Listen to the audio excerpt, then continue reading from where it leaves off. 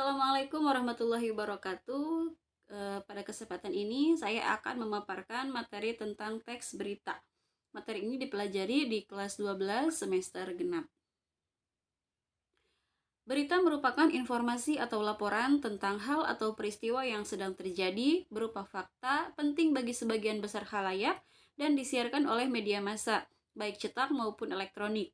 Dengan demikian, teks berita berarti teks yang mengandung informasi tentang peristiwa yang sedang terjadi, penting dan berupa fakta menyangkut kepentingan umum dan disusun berdasarkan prinsip 5W1H, yaitu what, where, when, who, why, dan how. Kemudian isi teks berita. Isi teks berita meliputi kejadian inti atau penting, berisi tentang pemberitaan terjadinya suatu kejadian penting. Kemudian latar belakang kejadian berisi keterangan lebih lanjut tentang kejadian tersebut, baik waktu, tempat, siapa saja yang terlibat, dan sebagainya. Kemudian sumber informasi berisi komentar atau kesaksian dari para saksi kejadian atau orang yang ahli dalam hal yang diberitakan tersebut, dan sebagainya. Struktur teks berita. Yang pertama, judul berita atau kepala berita. Setiap berita yang standar menggunakan judul berita. Selain memudahkan pembaca untuk menikmati berita, judul berita juga menjadikan struktur berita itu baku. Kemudian waktu dan tanggal merupakan waktu terjadinya suatu peristiwa yang menandakan bahwa berita itu adalah fakta. Kemudian teras berita merupakan paragraf pertama berita. Dalam paragraf ini dipaparkan pokok-pokok berita. Seorang pembaca berita mengetahui substansi dan inti berita dari membaca teras berita ini. Kemudian perangkai.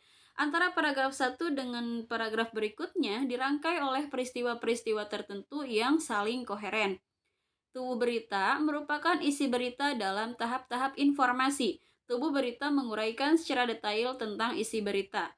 Dan yang terakhir adalah kaki berita. Kaki berita ini berfungsi sebagai penutup berita dan menekankan kembali tentang terjadinya peristiwa. Kaidah teks berita. Yang pertama, memiliki kepala berita yang singkat, padat, dan jelas. Kemudian menggunakan kata kerja tindakan. Contoh kata kerja tindakan dalam berita, misalnya mengabarkan, menumbangkan.